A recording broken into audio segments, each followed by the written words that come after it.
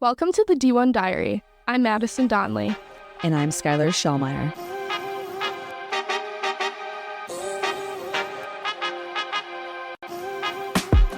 This podcast is to give current and former athletes at the collegiate or professional level the light to share their individual and personal stories about life during athletics and everything behind the scenes. Although the landscape of college athletics is ever changing, we want to give these athletes the opportunity to discuss the real thoughts and effects of what happens inside the minds of collegiate athletes.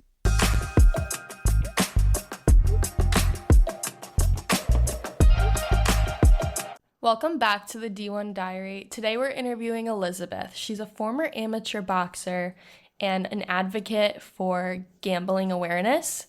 And because it's March and March Madness is going on, we wanted to do a gambling awareness episode and tie it in with sports betting and everything athletics.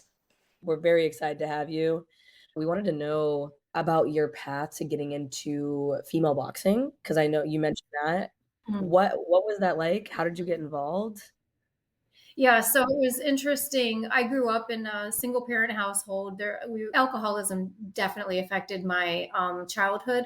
And my mom remarried, and my stepdad was a former football player, and he used to train boxers. So he loved boxing. And when he married my mom, he inherited 4 girls and no son. And I was the youngest of the girls. And so I kind of learned to throw the football and would sit and watch or listen to the boxing matches. And he taught me how to throw a punch. We had a heavy bag in the basement. We'd lift weights in the basement. And I just kind of grew up on the love of the sport.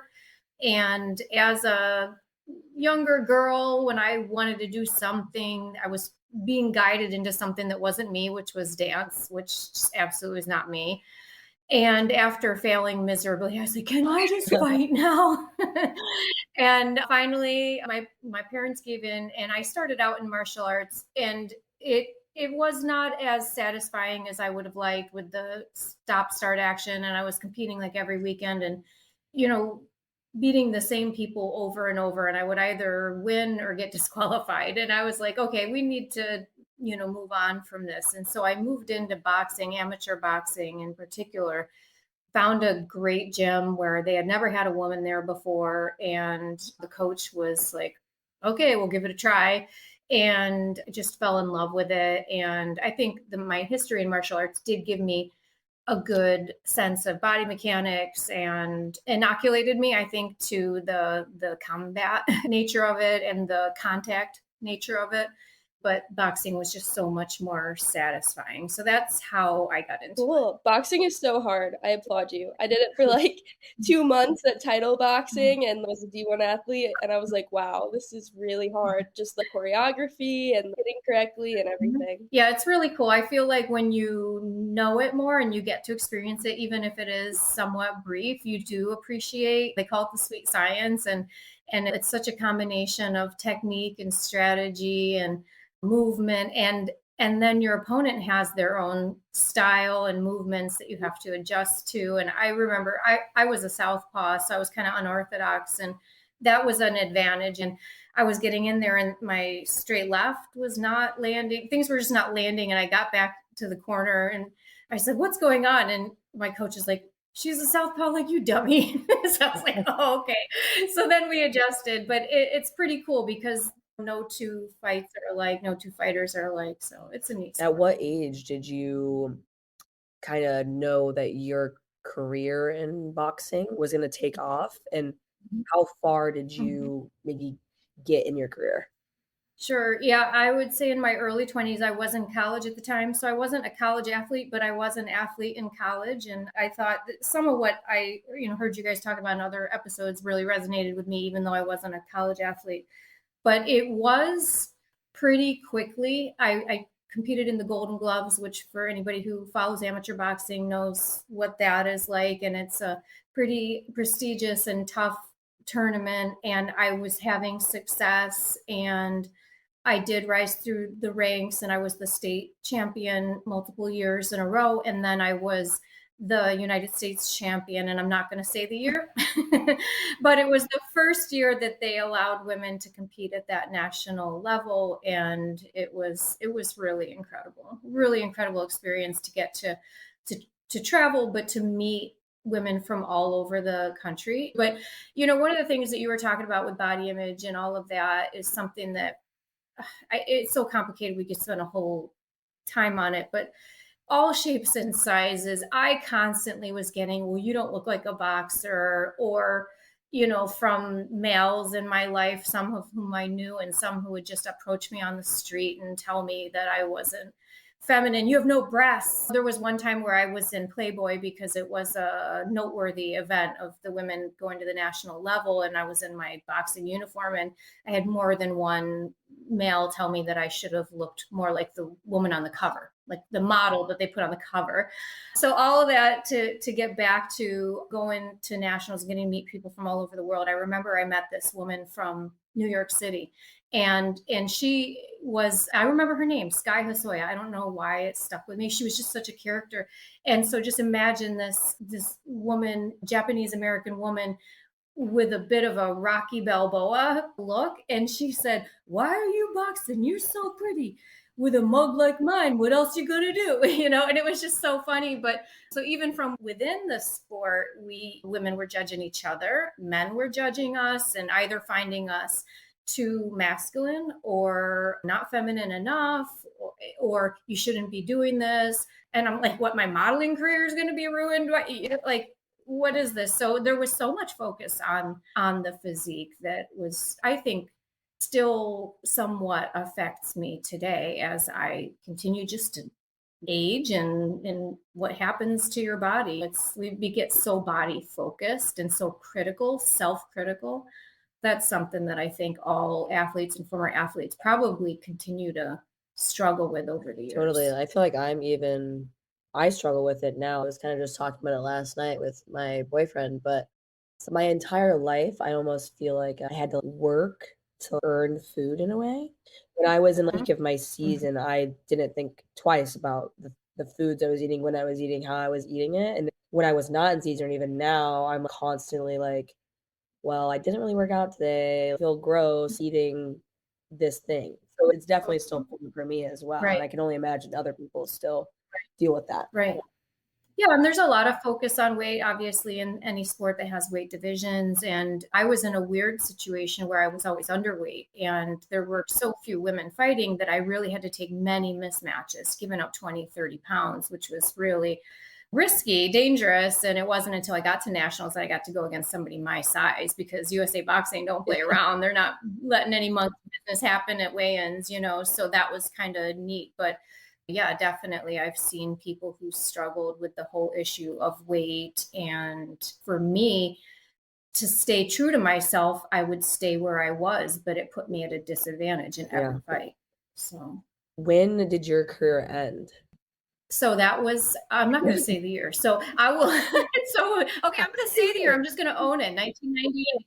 1998 was my last fight, and it was my one and only loss. So that was tough, leaving on a loss. I had an injury that had been plaguing me for over a year that I didn't tell anybody about. Some of you and your listeners might recognize that when something gets pretty bad, that there's a likelihood that you're going to get, whether it's benched or require surgery, it's going to take you out. So I really kept it hidden. And by the time it really did affect my ability to perform. I was a knockout puncher. I had an 80% knockout rate prior to my one and only loss. And my knockout punch was getting to the point where I couldn't even land it. I was pulling it without thinking about it. And so it really did affect my strategy and my performance. And so with that, I had my entire identity was wrapped up in being an athlete. My future was wrapped up in turning pro. We were working with a promoter. He had been talking to my coach about putting me on the undercard of Hector Camacho and Sugar Ray Leonard to be my pro debut. And we didn't do that. We were going to defend my national title.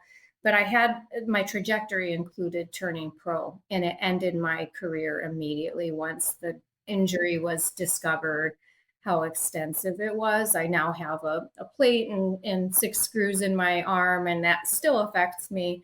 But the abrupt ending to my career was, to say the least, distressing. But the whole reason that I got to come to UIC and I get to go and talk to other universities is my career-ending injury unfortunately marked the beginning of a descent into problematic gambling, somewhat as an escape, as a replacement for adrenaline. And having come out on the other side of that and learned a lot about how my history as an athlete kind of really impacted how I gambled and why I gambled, I get to now talk to student athletes about this because this is something nobody talked to me about. And I had a master's degree in clinical psychology. So how I didn't know about all of this, is kind of wild. I grew up, like I told you, in a family with addiction, didn't know about this, didn't know to watch out for it. And so it really did catch me off guard, and it lasted well over 10 years in its problematic form. Can you just talk a little bit about why gambling and how you Sure. just got into that to begin with?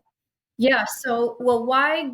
I'll start with why not alcohol and drugs. Because of my experiences early on with addictive substances, I'm averse to it. So I don't drink. I'm not going to say I never drink, but I do not drink because I'm terrified of, developing a problem. I've never used a drug, not once. When I had I had 2 surgeries, I was always arguing with the doctors. They wanted to give me Oxycontin. I was like, not on your life. It's not happening. You're going to need it. Well, I'm not taking it. So don't bother, And so that's why not that. But gambling, well, one, had no idea that it was in any way had any addictive potential. Otherwise, I probably would have been as averse to it as the others. However, my stepdad used to gamble. We used to go up to a casino in Niagara Falls together. It was kind of this macho bonding kind of thing, sit at the table together. He would smoke a stogie. If he went to use the bathroom, I'm holding the stogie for him. It was just like this it just felt really, I don't know, it was like a camaraderie kind of thing. And I felt exhilarated when I did it. I felt powerful.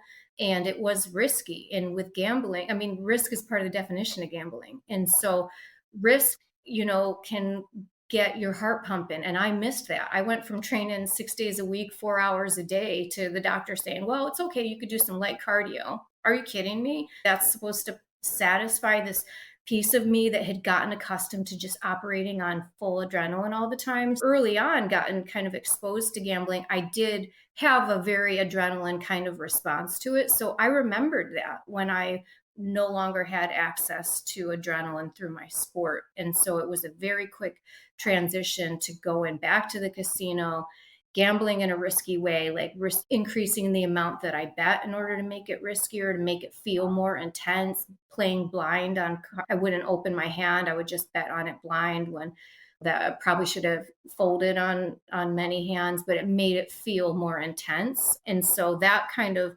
is why I turned to gambling. And it was something that I had been introduced to pretty young. I used to go to the track with my parents and pick the horses for them. And we used to play cards and dice for money at family gatherings. So it was really part of how we recreated. Now they did it right. Like they did it for fun. They did it within limits.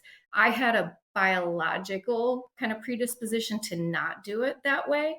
And so when I allowed it in my life, it kind of took off in a much unhealthier way than other people that I had seen doing it. Yeah, Madison and I have talked about this earlier, but actually before we really started recording episodes. But something I mentioned to her, I was like, wow, I feel like right now I don't have my next thing. I feel very passionless, and there's no rush you get when you're playing and competing and even going to practice. And I feel like I'm constantly looking for that next thing that's like going to give me that thrill, but nothing has or will probably or be the same Right. exact feeling, right? I mean, if I'm struggling, if you're struggling, if Madison's struggling, so many other people. So many people are. And I think actually I'm so excited for many reasons that we connected. But one is this podcast alone is the kind of thing that can help transitioning athletes prepare for it, go through it. Because I was totally on my own with this and totally unexpected. Afterwards, so I was still in grad school at the time, I did my master's thesis on the emotional and psychological effects of career-ending injury in athletes. And I learned all the things that I had not done properly. I had not developed a secondary identity or a tertiary identity. It was just athlete. That's what I was. Now I would say student too, but I was just very driven as far as winning. Just want to be the best. Got to have, like, I had with everything that I was doing, I was still honor roll every semester, graduated with high honors. It was just being a very, very driven, competitive person. And I hadn't really cultivated or developed anything that was satisfying, maybe not equally satisfying, but that could kind of, I could transition to. And I've thought about this a lot over the years, and I'm not trying to liken myself to our military service members, but I do work with people who've had multiple deployments. And one of the things that can be tough for people returning to civilian life is that, one, you were kind of in this constant state of alert and purpose. Like you said, purpose. Everything you do has a purpose. You might not even be one of the people on the front line, but there's a purpose to every role in the military. And while you're gone, everything is kind of taken care of. The home front, bills are paid and stuff is taken care of. That's over. You come home. Where's your purpose? All of a sudden it's like, okay, well, it's time to be a grown up now. No matter how old you are, come on, it's time to just like get a mundane job, and the people in your life probably want you back and respect everything, but could be an underlying resentment. Like, I've been holding it together all this time. And I feel like athletes have a similar thing. You kind of get a pass while you're competing on certain things. Like, you don't have to take all those milestones that other people might during that time in your life take. They're kind of on hold. And then when your athletic career is over, it's kind of like, okay, well, it's time now. You're gonna get married and have kids. You're gonna get a real job now instead of working part-time and training, So it just hits you all at once, all at the same time, where you don't have that sense of purpose and identity, and you're not getting that physiological impact of competitive sports. I love that you talked about the loss of adrenaline, because I've never had like a gambling problem or any addiction problem, but being done with sports, I feel like I've been constantly searching to fill that gap. And I started marathon training. That kind of filled that. And then the marathon ended and I was like, okay, like now what? And I'm looking for a job to kind of fill that gap. And I think that's just really important to talk about. Whether you have a career ending injury or it's your last day of your senior year or last day of your season, it does end so abruptly. And I think nobody is prepared for that. Right.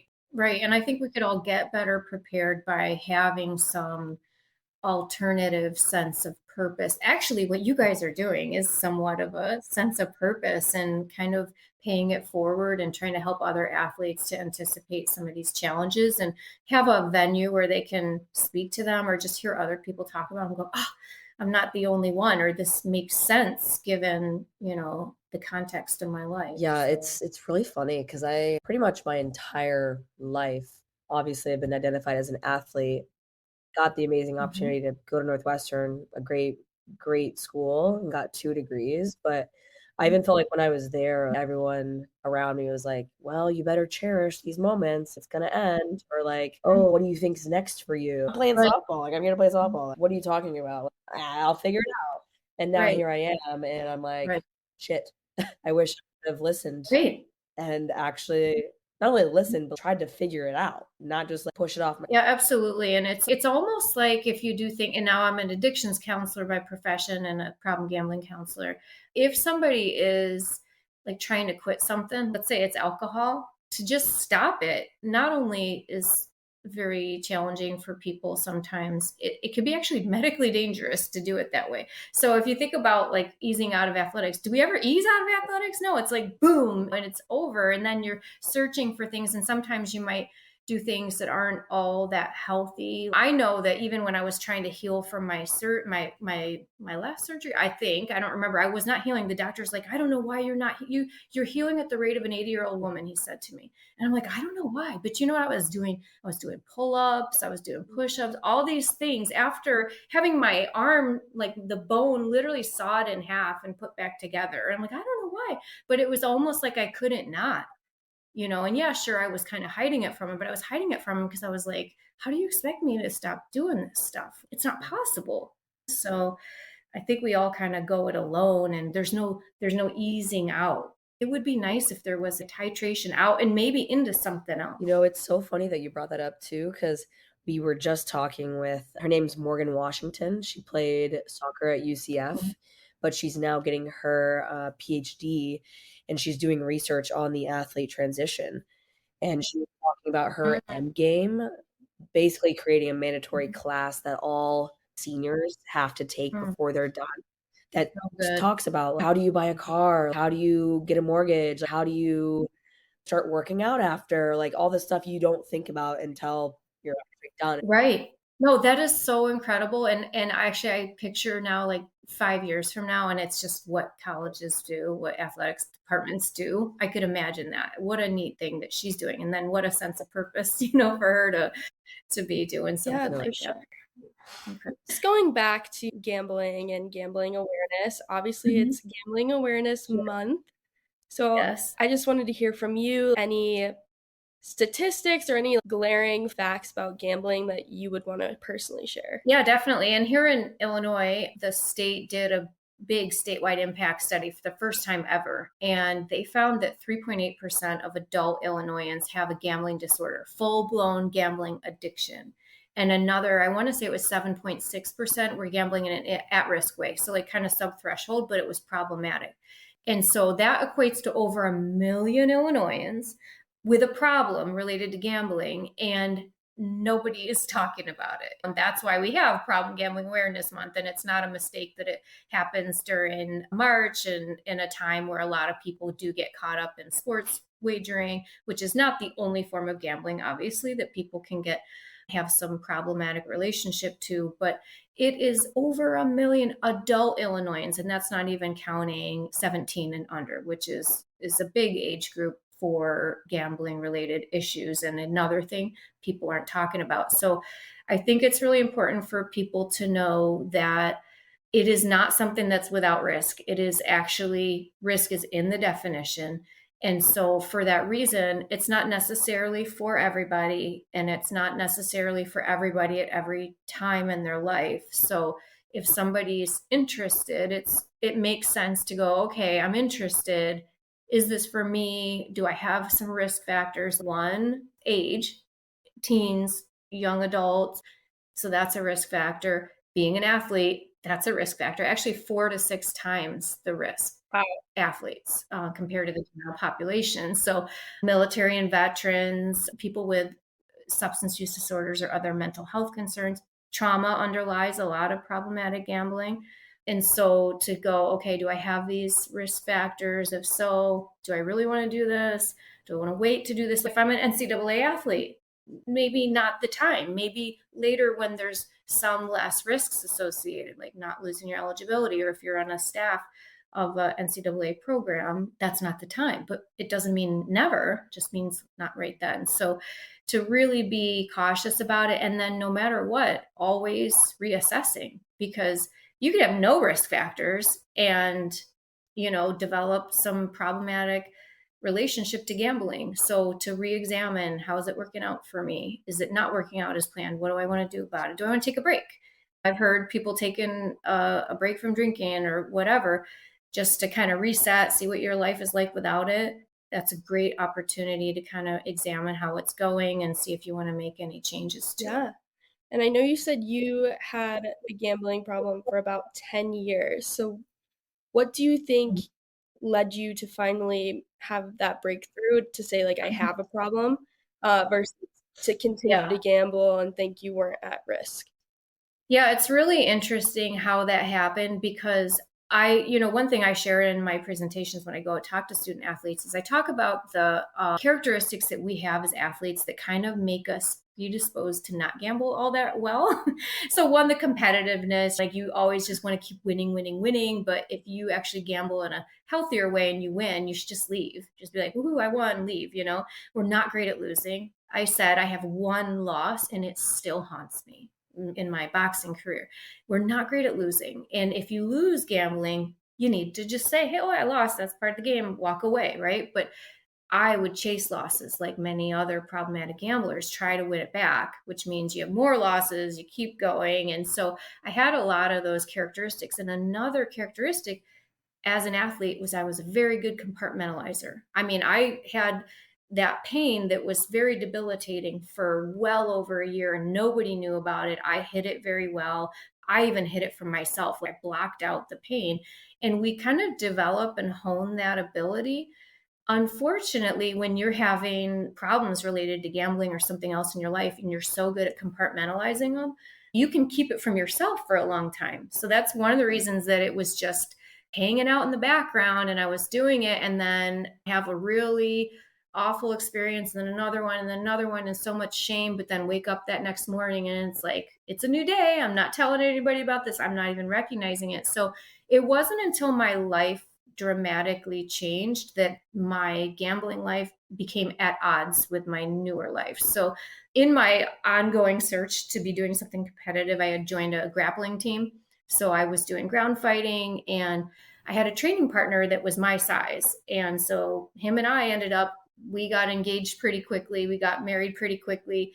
He brought an infant into the equation. So all of a sudden I'm a mom and a wife and house with mortgage, and that's very incompatible with the secret gambling life that I had. And so we had been going to the casino on my comps, like the restaurant. So you get comps when you play as long as I did, and they just keep comping your card or whatever.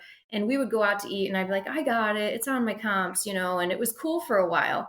And one day, after so many trips to the restaurant paid for by my comp card, he looked at me and he goes, "How much do you gamble?" And I was like, and he said it real judgmental too. And it was just the weirdest thing. The compartmentalizing just crumbled, and I saw it for what it was. I saw all the hiding and the lying and all of the damage that I had done to myself financially. It took me over 10 years to pull myself back out financially after quitting. And so it kind of just all flooded me. And with that recognition, I briefly tried to gamble in a controlled or responsible way and realized that I just didn't have it in me. Him and I had gone to the casino together one time and I put my money down and I was a card player and I lost like 3 hands in a row. And it was, I don't remember, like $120, $140. And it took all of 3 minutes. I don't know. And he goes, "Oh my God, you just lost $140 in 3 minutes. Let's get out of here." And in my head, I was like, okay, you're trying to be normal. You're trying to be responsible. Get up and leave. So I did. But it was that moment that I was like, yep, gambling in a controlled way is just not something I'm equipped to do anymore. Maybe there was a time somewhere along that road that I could have done that, but I couldn't because it was like physically painful to remove myself from that chair and leave after 3 hands. I would have never did that. It would be 4, 6, 7 hours of just intense gambling until there was nothing left in the account and nothing left on the credit cards. And that's what I had gotten used to. This is now the third time I've heard that a commonality I'm seeing with purpose and finding that next passion is parenthood. We just had the other day, Morgan, she's a new mother. She's like, this is like the only thing that comes close to me feeling that athlete in me. And then Jonathan Orr came to UIC to talk about athlete transition. He talked about how he's now a husband and he is a parent and a father, and that helped his transition as well. And I find that very, very fascinating that it took until that moment of you having those two come into your life to like realize like, I can't do this anymore. Like I have people I have to take care of.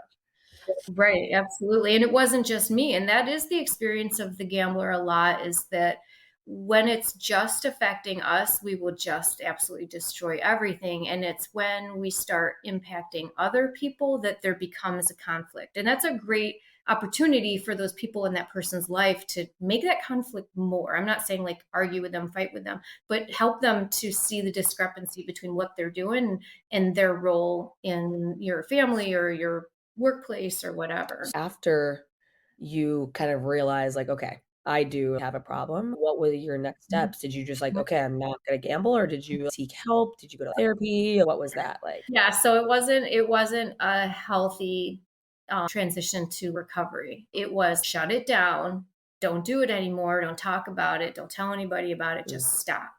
And so I did. It was just the gates shut down. but that wasn't a healthy way to do it. And so I kind of had thought I had put it behind me, and I became a certified gambling counselor. And over the years, it was getting more and more uncomfortable to just have that part of me that was just hidden and that wasn't healed. It was just not happening.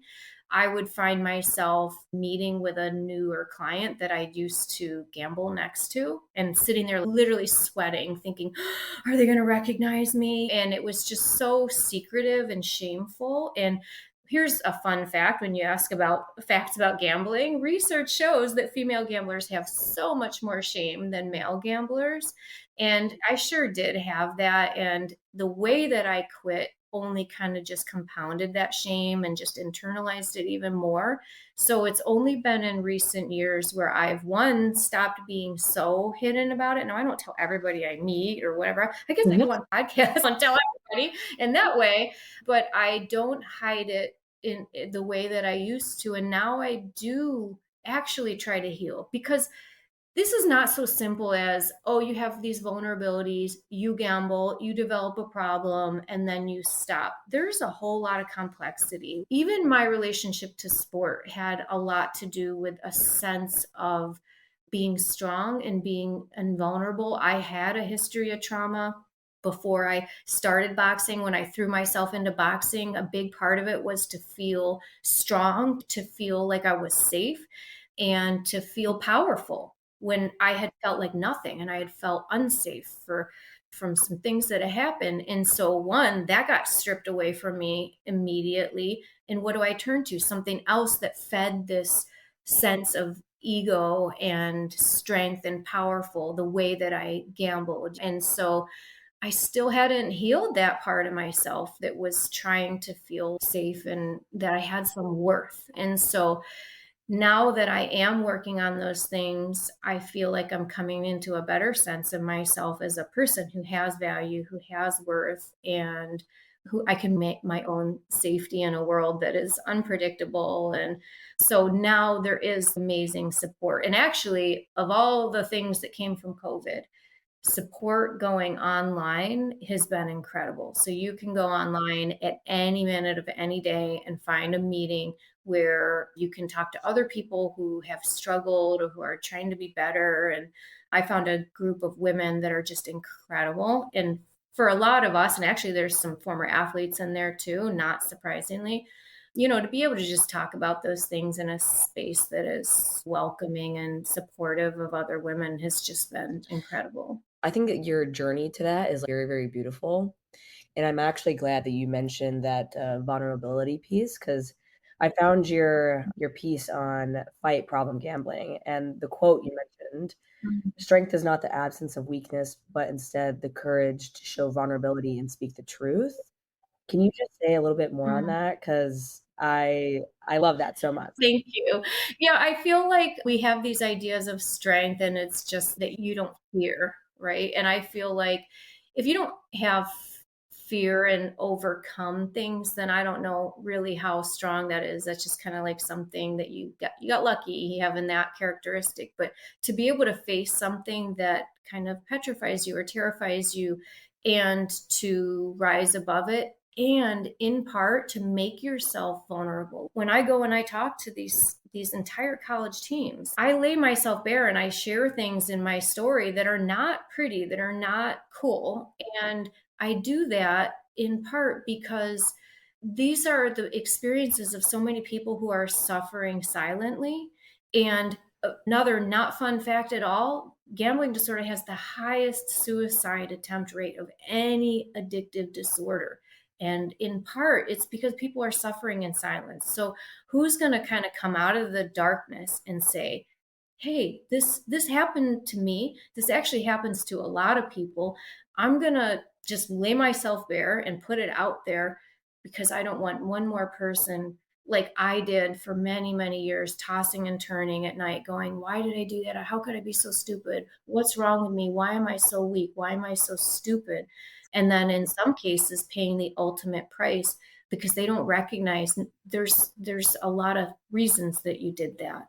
What were you escaping from? What was it in the system that allowed you to do this? And I'm talking systems because the system that I was in allowed this to happen. When I think about being a college student, do you guys get offers of credit left and right? I mean, I was getting those things in the mail that's like a check, a blank check.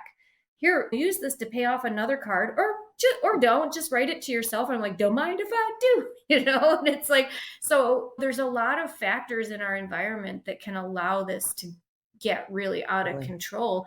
And if none of us are talking about it, we're not going to tackle those things. So how are we going to build in some financial awareness in young people, in students and student athletes? How are we going to educate people that gambling is not a good way to make money, no matter what the advertising makes it look like? If you go on, there's a major sports book, if you look at their responsible gambling page, one of the top bullet points for how to be more responsible or safe is don't see gambling as a good way to make money. So if the industry themselves has that stance, the player needs to recognize that you don't do this to make money. I think that's so important for young people to hear, especially now. I mean, sports betting was just legalized in Illinois in 2019.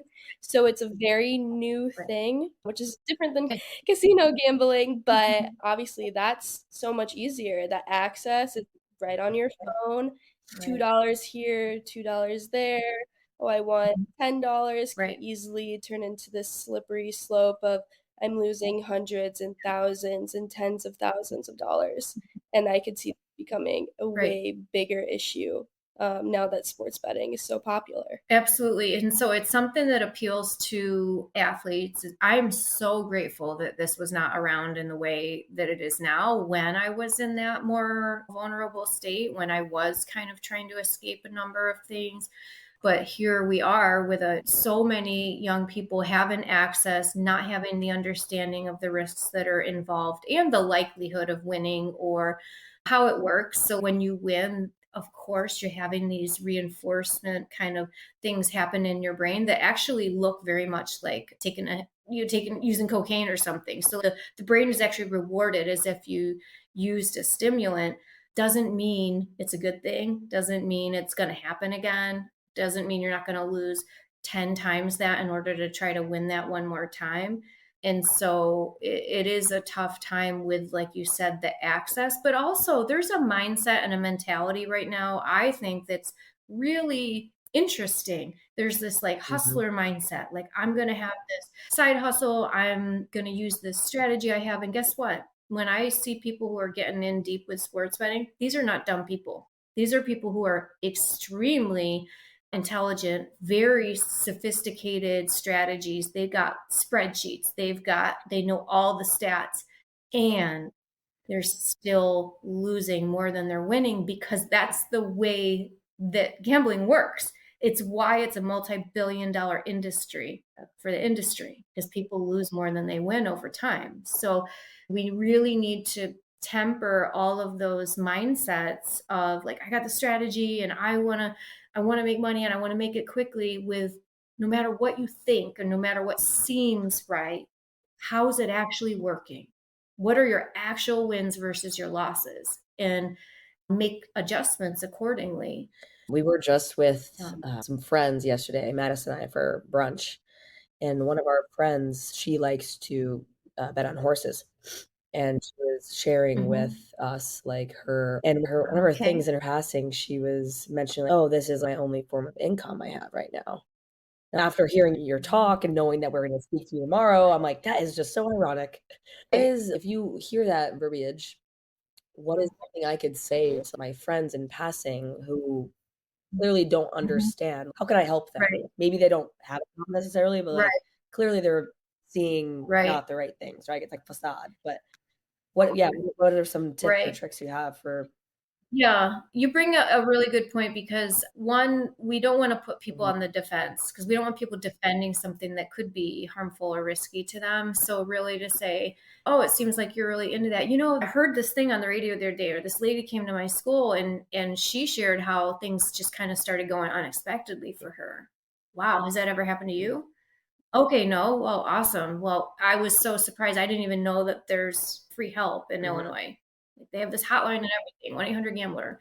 just anyway, I'm always willing to talk about it if it ever doesn't go as planned, because I guess that is more common than we thought. Make it real casual and really open the door to future conversations about it, because some people can start off and people do win. That's the thing that's really tricky about gambling. It's not like drugs or alcohol where over time there's no kind of coming back. People win. So you might be $30,000 in debt and win a $40,000 something or other. Unfortunately, the way that we tend to be when we don't interact with gambling in a healthy way is take that as I'm on a hot streak, and don't just end it there. Fine, pay that off and stop. Just be done with it. We tend to just try to replicate that. It's a lot like chasing a high. You're just always trying to chase it, and the consequences mount. Yeah. I think that's great advice, and definitely something I'm going to throw in my back pocket, and hopefully others will too after hearing this.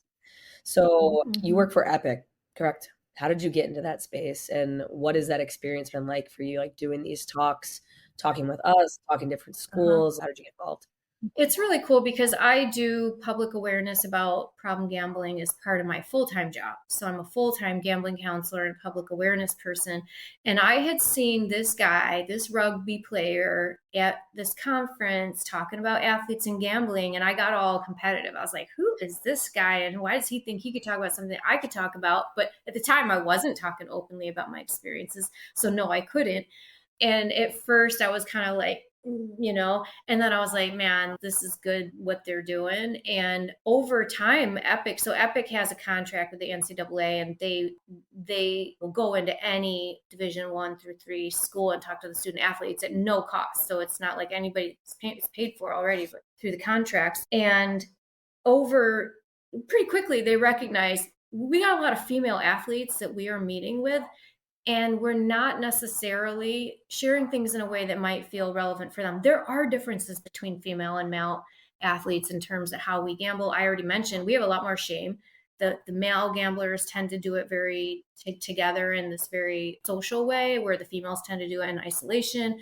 So it might be harder for female athletes to recognize that amongst each other. They recognize that we need to get a female athlete on board, but finding people who will openly talk about their gambling history, who are also former athletes, and who's also a female, just all of a sudden there was nobody. And I had recently decided to pull the Band-Aid off and just stop being so private about this. And I went on a podcast, and one of the Epic guys, who I actually knew through the work that we both do, said, Liz, you're a sister in recovery, and I didn't even know it. Hey, why don't you apply for Epic? And it's really been incredible because it is like a team. I feel like I'm on a team again, where everybody is supporting each other and messing with each other and making fun of each other. And what's kind of cool is we all tend to have a bit of a tendency towards workaholism. That's a whole side conversation. The other aholisms that go along with our personality traits. So when there's a school like, hey, this school in this state wants us to come in, who's got it? You got like 4 people going, I could do it, instead of like other jobs I've been at where I was like, just wait for somebody else to answer.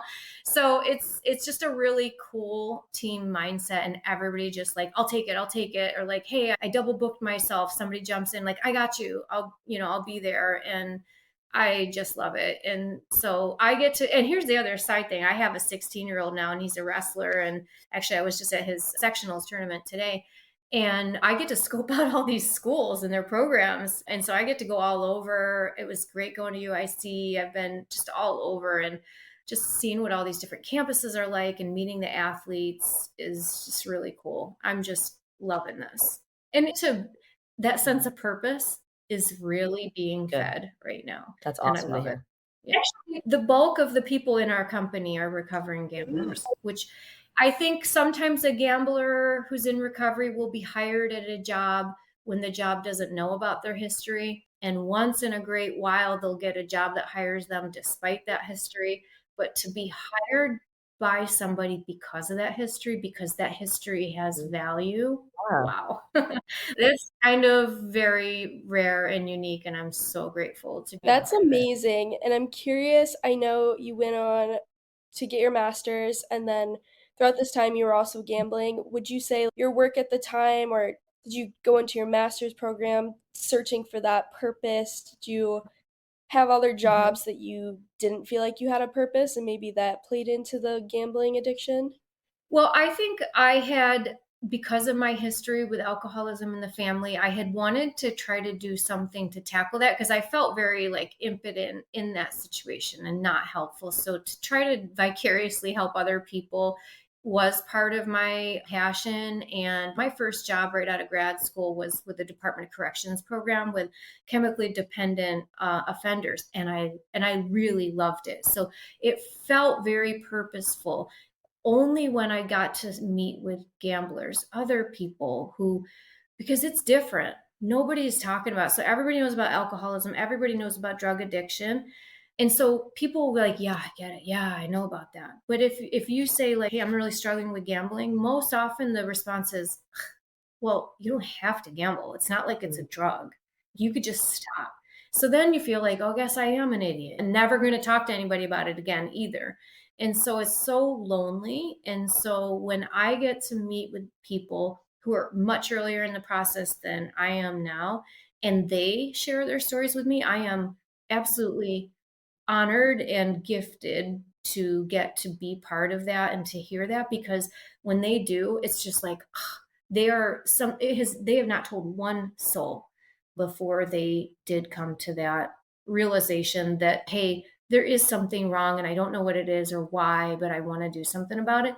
But again, how many don't? How many die? How many take their lives? How many go to prison? Because there is this really high rate of criminal behavior in support of the gambling. Unlike alcohol and drugs, there's not much consideration in the court system for people who have gambling as an underlying issue, where you might get treatment for alcohol and drugs, more likely just going to get incarcerated if it's gambling, because there's this judgment and this lack of understanding of, no, it's literally an addictive disorder like all the rest. You shared some stats. I don't want you to share this to scare anybody, and I don't think you're trying to do that, but Yeah. you mentioned some stats when I saw your presentation about all these athletes. There was a bunch of names that you dropped. I don't remember all of them, but Yes. either have attempted suicide Right. or gone to prison or everything else, you know? So could you share some of those? Right. I mean, you only have to look at the headlines to see people losing their careers or getting suspended. And you don't even have to have the disorder to have some of these things happen to you. So, like, look at Calvin Ridley getting suspended and saying, oh, I only bet this much. That's not really a problem. Well, you lost like a lot as far as the pay or the contract and everything. So there's monetary losses. You had John Daly, a golfer, after losing to Tiger Woods, lost like over $1 million in a few hours. Charles Barkley losing over $1 million in a series of hours. And again, not even necessarily having disorder gambling. Like, you can't diagnose somebody from looking at a news clip, but you can see, hey, it had a big impact on them. And then Kenny McKinley, former Bronco, that's the one that really gets me, because he is somebody who had injury, he had gambling debt, and he took his own life. And he was this just young, amazing athlete, living his dream, living the dream of so many young athletes. And to lose his life in that way, just so tragically, we have to get this out. Nobody wants scandal. Nobody wants scandal at their school. So it makes sense. Let's talk about this and have some frank, open discussions and help athletes to make decisions that are better for them, better for their team, better for their school. But let's not lose one more life. So that's even the bigger reason to, whether it's Epic or just internally doing some talks with the student athletes, nobody should die for this. Nobody should go to prison for this. So yeah, thanks for bringing that up, because every day you can look in the news clips and you're going to see something. What's a piece of advice you may have for current, former student athletes who might be struggling with their transition, or even struggling with the gambling problem that maybe they don't know about, maybe they do? What are some resources you have, or what is some advice you have for them? Well, I would say, one, check out the resources that you have at your own campus. I actually, with lots of things, I'm going to go real off track real quick. I was experiencing panic attacks in the ring for a period of time. And it was largely due to the trauma that I had experienced. And I went to the student counseling center, and I no longer had panic attacks, and I was able to get back to performing the way I needed to. So there are resources that can be utilized for a number of things, but gambling specific, 1-800-GAMBLER, no matter where you are, so anywhere in the United States. So you might be a student, it's a transplant, and you go home to your home state. That's fine. Call 1-800-GAMBLER. And in Illinois, there's a site, areyoureallywinning.com, where you could do a live chat. So lots of resources there. But as far as the transition, I am well into my middle age, and I still consider myself an athlete. For better or for worse, I still get in there. I still hit the bags. I still get in and mix it up sparring. And I will say, yeah, you're always going to be an athlete to some extent. And please try to be kind to yourself and surround yourself with other people who love the sport, who love your sport. You don't have to give it up. It might just look a little bit different over time.